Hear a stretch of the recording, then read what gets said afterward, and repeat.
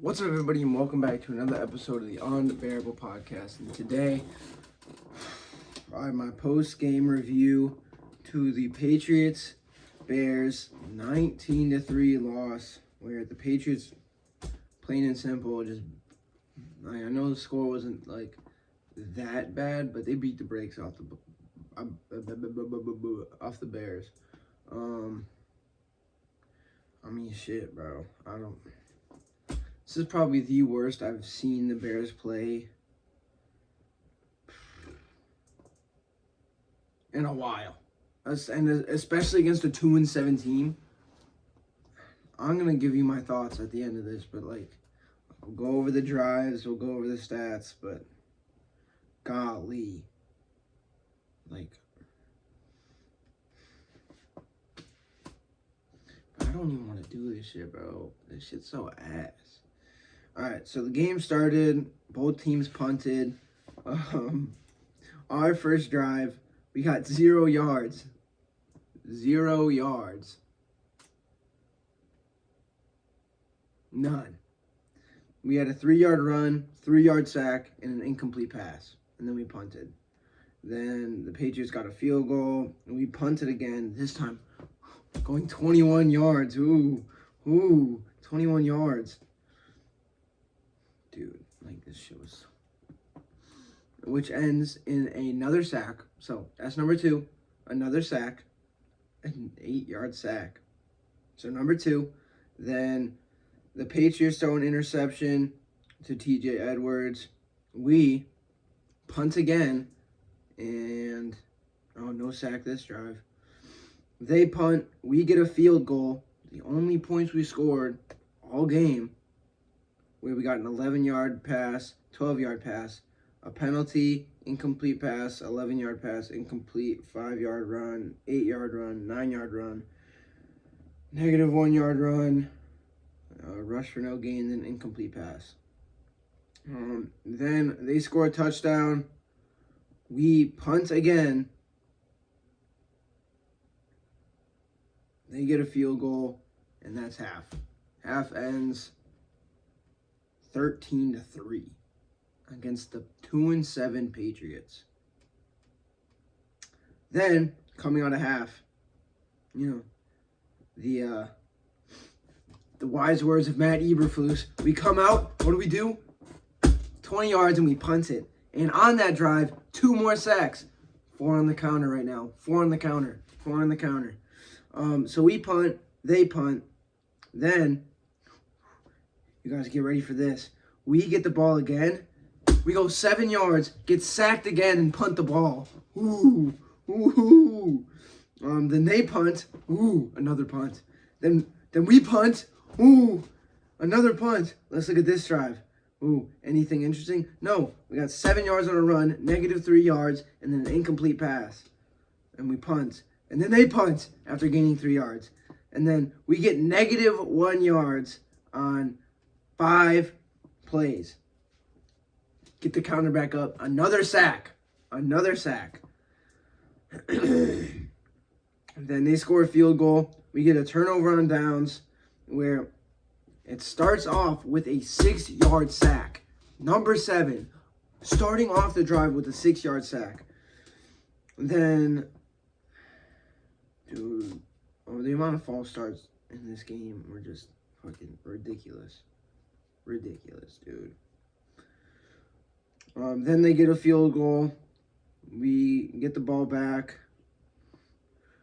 2 more sacks. So a total of 9 sacks. 9 sacks. 9 sacks.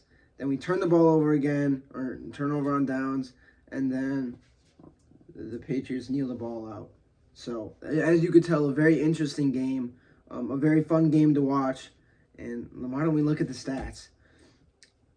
So, the Bears, Caleb Williams got sacked 9 times on 30 passing attempts.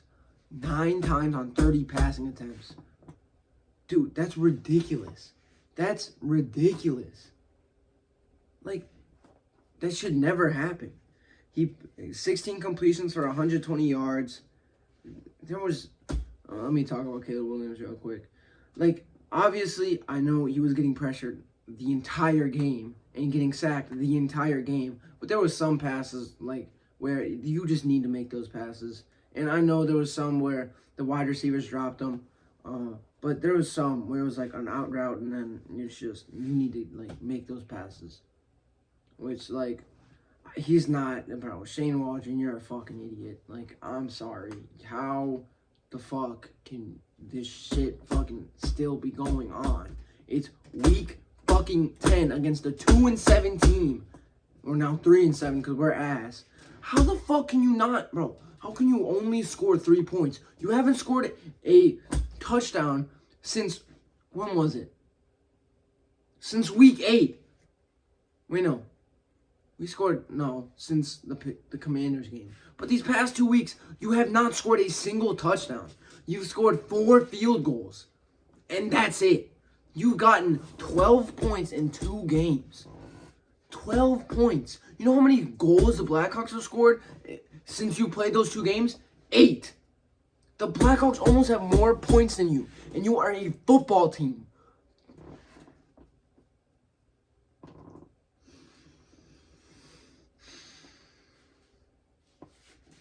Rushing wise, DeAndre Swift, 16 carries for 59 yards.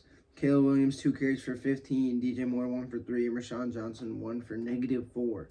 Keenan Allen had 5 receptions for 44 yards. DJ Moore, 3 for 24. Rome Odunze, 3 for 23. Cole Kmet finally got a fucking multiple catches. Finally got multiple targets. Bro, he hasn't had more than 1 catch since the bye week. And that's not on him. The Commanders game, he got passed the ball twice. And then last game, he didn't get the ball passed to him once. In the past 3 games, he's gotten the ball thrown to him 6 times. 6. What the fuck are we doing? Like, what the fuck is going on?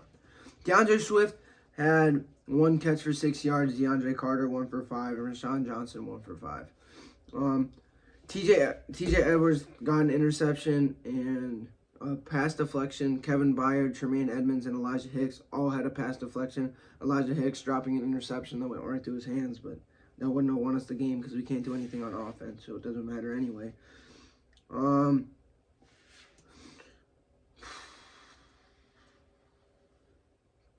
Jacob Martin with the only sack today, and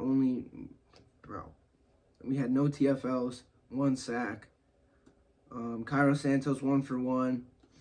And then Torrey Taylor punted 8 times, his longest being 62 yards. Torrey Taylor's a good-ass fucking punter. I know his average was 41.88. Obviously, that one where it almost got blocked is going to affect it because we couldn't, I don't know, bro. Like, let me just talk about this game real quick. It is clear that Matt Eberflus, you cannot lead this team. Matt Eberflus, these players have given up on you. Straight up. If you watch this game, the players have given up on the coaches. They do not care anymore. Like, dead ass. Dead ass. The energy levels from the beginning of the game against a 2-7 team in basically a must-win game, because the rest of your schedule is the hardest win percentage-wise, it is the hardest in the league. You needed to win this game. So what do? Your players come out flat and look like they don't want to play. How the fuck does that happen in a basically must-win game? How do your players come out that flat in a must-win game? That is purely coaching and purely leadership. And that is all on you. All on you. Shane Waldron, I'll put up the picture right now. It's the thumbnail. Shane Waldron, how the fuck are you laughing on the sideline when you haven't scored a touchdown in 2 weeks? 2 weeks. You have failed to score a touchdown. You've scored 4 field goals in the past 2 weeks. And you're laughing on the sideline. What is there to laugh about? If you're laughing at how dog shit you are, I agree. That we can both laugh about together. But how the like, this is what I mean. The attitude reflects the leadership, and there is no leadership on this fucking team. Get Eberflus out of this, bro. Get Eberflus the fuck out. If not Eberflus, get Shane Waldron out. What we need to do going forward, fire Shane Waldron, get a new play caller in, and then fire Matt Eberflus. They both need to go. Because both those dipshits don't know what the fuck they're doing. Ryan Poles, you have made many amazing moves for this team. And I will be forever grateful. You got DJ Moore, you got Keenan Allen, you got us the number 1 overall pick, you got us Caleb Williams, Darnell Wright, you got us freaking a lot of fucking talent. TJ Edwards, Tremaine Edmonds, you got us a lot. I promise you, if you do not get these fucking idiots out of here, the entire city is going to call for your head. I'm just being honest. Get them the fuck out now. What more do we need to see? Do we need to just get fucked by the rest of the NFC North for you to see that he's ass? I already can tell you that he's ass. We got beat by a 2-17. Get him out of here. There's no point in keeping him. He's proven what the fuck he can do. And that's fucking nothing. Fucking nothing. The most talented roster we've had in the past 3-4 years is 4-5 and just lost to a 2-7 team. Get him the fuck out. What more do you need to see from Shane Waldron? He obviously cannot fucking coach this offense. And obviously, you can fucking see that the offensive players do not give a fuck about him. They do not give a fuck about him. They fucking hate his ass. Caleb Williams literally fucking scoots over to the other side of the fucking bench to get away from him. Where else do you see that shit on any other team? Fucking nowhere. Fire fucking everyone. Not everyone, but fire Matt Eberflus and fire Shane Waldron. They both need to fucking go. There's no point in keeping them. They both fucking suck. They've shown us their best, and they've definitely shown us their worst. What the fuck more do we need to see? We are going to get fucking killed by the rest of the NFC North, and it's just going to be a fucking miserable time for the rest of this year. Fire him, and we'll see. Roll the fucking dice. We'll see what the fuck happens. What the fuck do we have to lose? We haven't scored a touchdown in 2 weeks. What the fuck do we have to lose? And that's where I'm going to end this. What do we have to lose? Ryan Poles, tell me that. So moving on to the Packers week. FTP, we're going to get fucking killed. But it is what it is. The only hope I have is that Matt Eberflus or Shane Waldron gets fired and we get fired up for the Packers. See you guys next time. Don't forget to bear down.